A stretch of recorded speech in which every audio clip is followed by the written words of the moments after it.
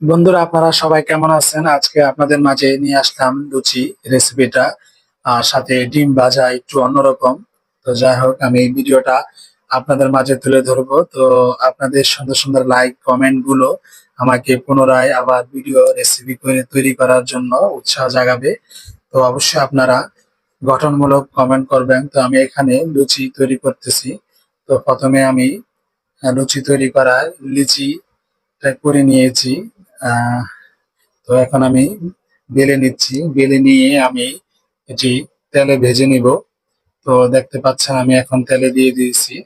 তো এক একটি পর এক একটি করে আমি প্রতিটা লুচি তৈরি করব। তো আপনারা অবশ্যই শুরু থেকে শেষ পর্যন্ত ভিডিওটা কন্টিনিউ করবেন। তো আসলে আমরা যারা একটু ভাজা পোড়া বাইরে খাই, তার চাইতে বাসায় এসে নিজ হাতে যদি এই খাবারগুলো তৈরি করা যায় তাহলে অনেকটাই স্বাস্থ্যসম্মত। কারণ বাইরের খাবারগুলো স্বাস্থ্যসম্মত নয়। ওইখানে দুই দিনের বা 3 দিনের পোড়া তেল দিয়ে ওনারা পুনরায় পুনরায় ভেজে ভেজে রাখে। আর আমরা ওগুলায় হুমড়ি খেয়ে পড়ি যে খাওয়ার জন্য ব্যস্ত হয়ে যায়।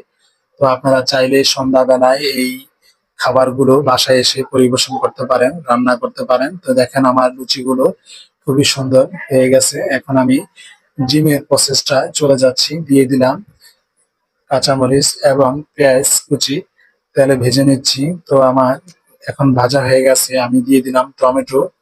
তো টমেটো আমি এখন ভালো মতন নাড়িয়ে নিব। তো লাড়িয়ে নেওয়া শেষ। এখন আমি একটু লবণ ব্যবহার করলাম, মরিচ দিয়ে দিলাম এবং হলুদের গুঁড়ি দিয়ে দিলাম পরিমাণ মতন। আপনারা আপনাদের স্বাদ মতন মশলাগুলো ব্যবহার করতে পারেন। তো এখন আমি দিয়ে দিব একটু জিরা। জিরার পরে আমি আর একটু ধনিয়ার গুঁড়ো দিয়ে দিচ্ছি। তো আমি সাথে একটু মিশ্রিত করতেছি। তো মিশ্রিত করা আমার হয়ে গেলে আমি এর মধ্যে দিয়ে দিব ডিম। তো দেখেন আমি ডিমগুলো দিয়ে দিচ্ছি।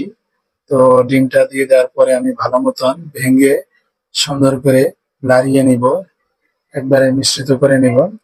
তো আমার ডিমগুলো যখন মিশ্রিত হয়ে যাওয়ার পরে বন্ধুরা, এখন আমি দিয়ে দিচ্ছি ধনিয়া পাতা। আপনারা চাইলেও দিতে পারেন, না চাইলেও স্কিপ করতে পারেন। কারণ আমি যেহেতু এটাতে ধনিয়ার গুঁড়া ব্যবহার করেছি এবং সাথে ধনিয়া পাতাও দিয়েছি, এই জন্যে।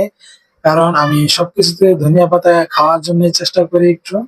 তো যাই হোক, আমার এই রেসিপিটা, জিমের রেসিপিটা শেষ হয়ে গেছে। এখন আমি উঠিয়ে নিচ্ছি।